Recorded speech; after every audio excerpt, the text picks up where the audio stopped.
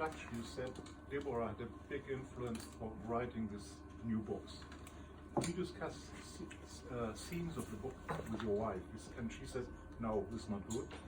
Deborah was a very, very, very good editor. She was my publisher in England for quite several years, and was an excellent publisher.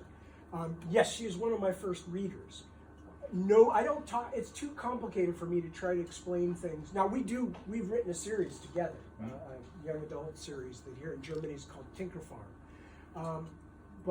And that obviously we went through piece by piece together.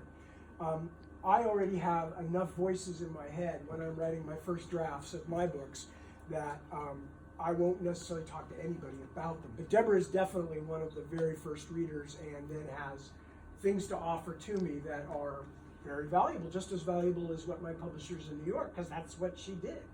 And I'm very lucky. And I'll tell you one last story, and then we'll go sign books. No, one last story, because we have to sign books tonight. But this is so worth it. This is so worth it. When we were living in England, when I had first moved to England, Deborah had left the publisher that I was still with. So she had bought me for that publisher, but then she had followed her boss to start a new publishing company. But I was still with her old publishing company.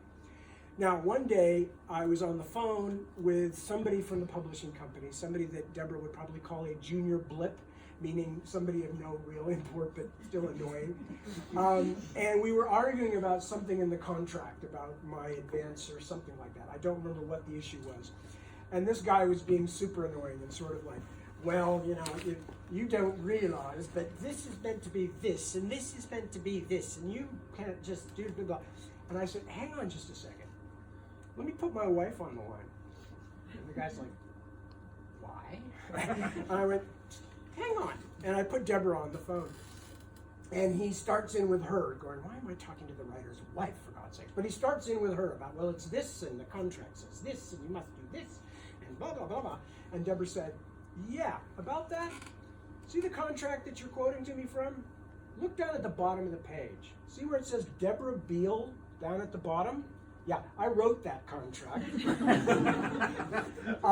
And from across the room, I could just hear this guy's just his jaw just drop. It was a perfect moment. It made me so happy.